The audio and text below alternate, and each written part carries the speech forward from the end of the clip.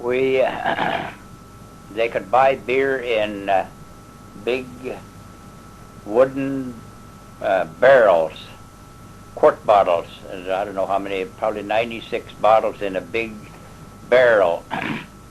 I remember Joe Hoganson coming up to our place. He'd been to Sharon or Netta or someplace and picked up this case of, or barrel of beer quarts.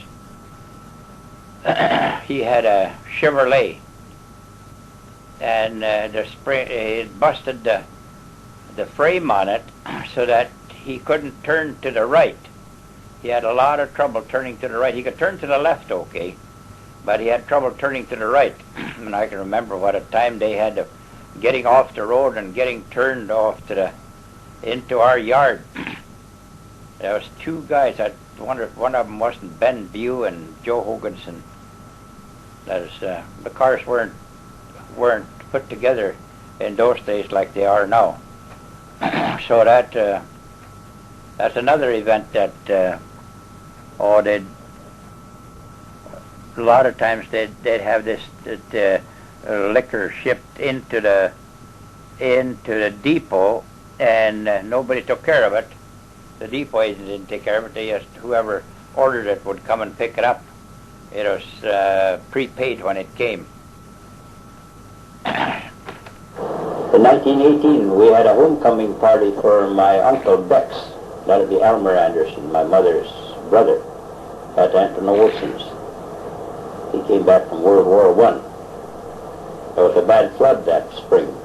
And while we were down there to their place, Anton Olson's lived down there by Horseshoe Hill, on the west side of Horseshoe Hill.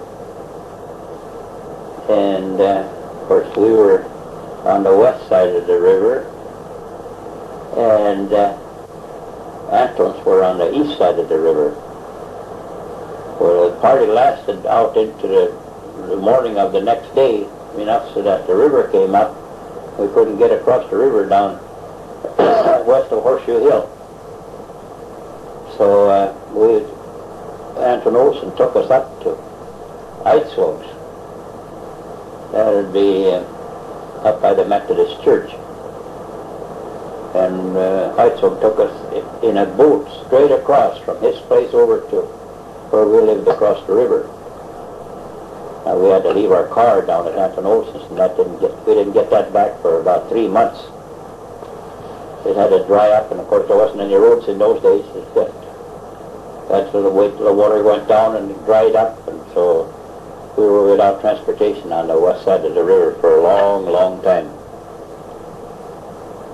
I got a certificate of award dated March 7th of 1919 for not being absent or tardy for 9 months. My dad built a 2-stall garage where he repaired his car and other neighbors' cars in the winter. We got to get back on that now. Then it wasn't 9 months of school. It still was. It was 7 months when I first started school, and it turned out to be 8 months of school in 1919. So I got the certificate of award for the same deal as for the 7 months. It required a lot of repair in those days, like cars are now. The spindle bolts, for instance, in the Model T would only last one summer, and they didn't drive with them like they do now either. We were lucky if we could get 20 miles an hour out of them. And of course, if they're real good shape and a little downhill, we could get 20, 25, 30. So that was my dad's occupation in the wintertime. He was doing carpenter work now in his life. He went from carpenter work, went from farming to carpenter work when we moved down on that place down by the river. So, now Bex was a prisoner of the Germans during World War I. He spent quite a bit of time in in a prison camp in Germany. And when Willie was a brother of my mother too. Willie and Bex got a Model T, and I got permission to ride along in it. That was a big deal in those days to get permission to ride along in a car. And then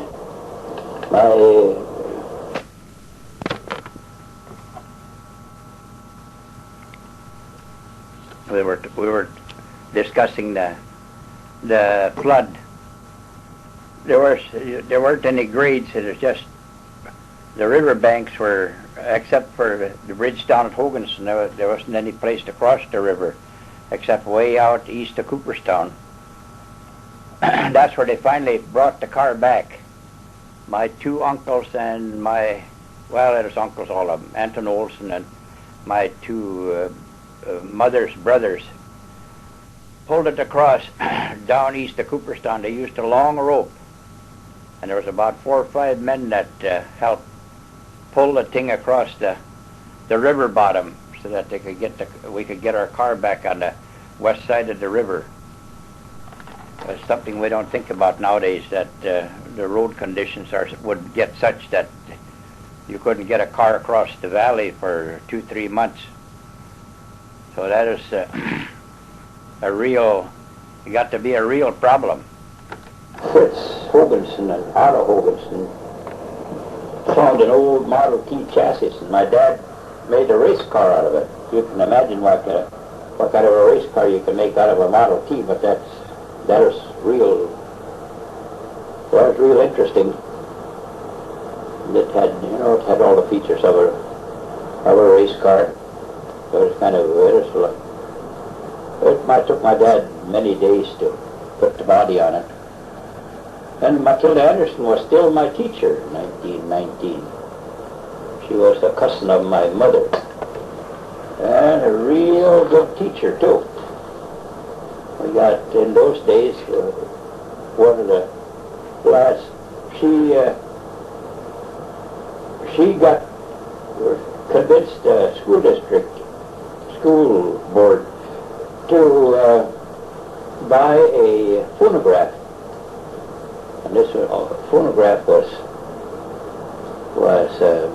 Sears Roebuck Silvertone, they called it.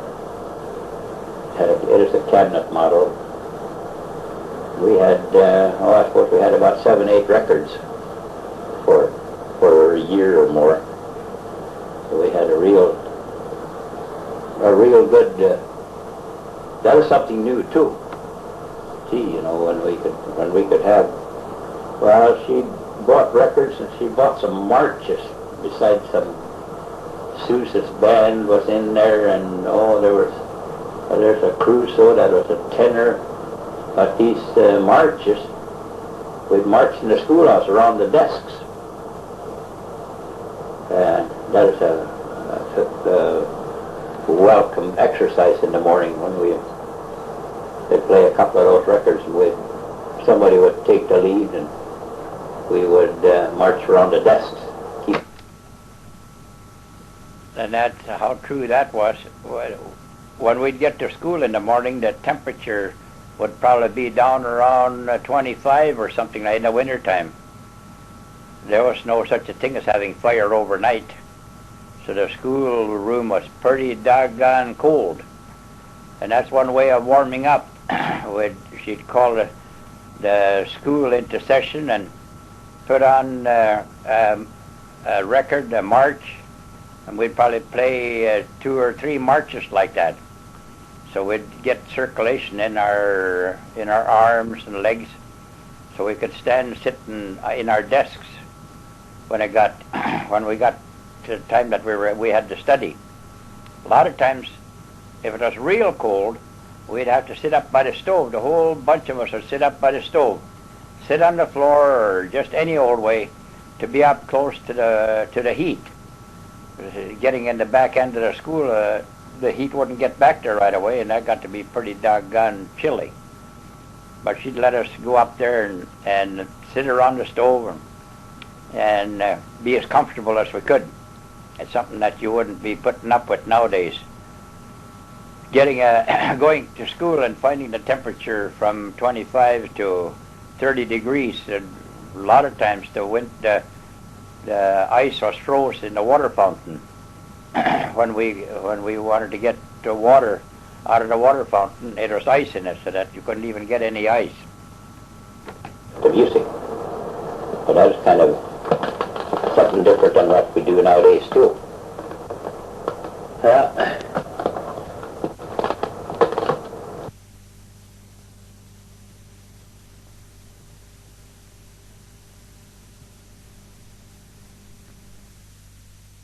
Up with nowadays.